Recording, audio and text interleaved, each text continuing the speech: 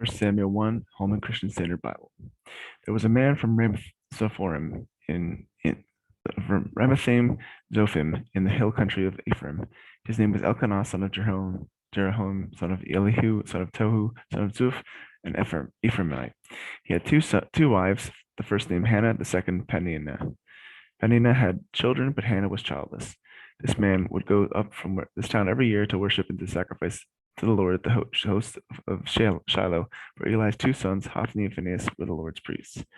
Whenever Elkanah offered a sacrifice, he always gave portions of the meat to his wife Peninnah and to each of his sons and daughters, but he gave a double portion to Hannah, for he loved her even though the Lord had kept her from conceiving. Her rival would taunt her severely just to provoke her, because the Lord had kept Hannah from conceiving.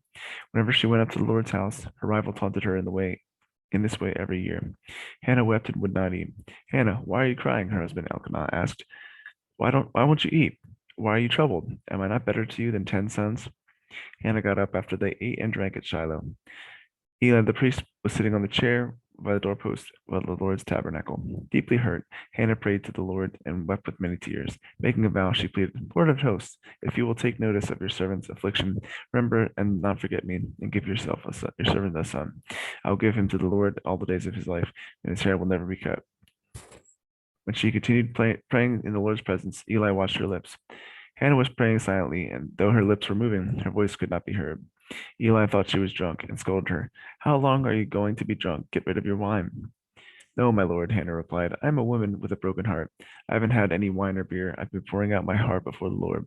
Don't think of me as a wicked woman. I've been praying for the depth of my anguish and resentment. Eli responded, Go in peace, and may the God of Israel grant the petition you've requested from him. May your servant find favor with you, she replied. Then Hannah went on her way, and she ate and no longer looked despondent. The next morning, Elkanah and Hannah got up early to bow and worship before the Lord. Afterward, they returned to Ramah. Then Elkanah was intimate with his wife Hannah, and the Lord remembered her. After some time, Hannah conceived and gave birth to a son. She named him Samuel because she said, I requested him from the Lord. When Elkanah and all his household went up to make the annual sacrifice and his vow offering to the Lord, Hannah did not go, and explained to her husband, After the child is weaned, I'll take him to appear in the Lord's presence and stay there permanently. Her husband Elkanah replied, Do what you think is best and stay here until you've weaned him. May the Lord confirm your word. So Hannah stayed there and nursed her son until she weaned him. When she had weaned him, she took him with her to Shiloh, as well as a 3-year-old bull, half a bushel of flour, and a jar of wine.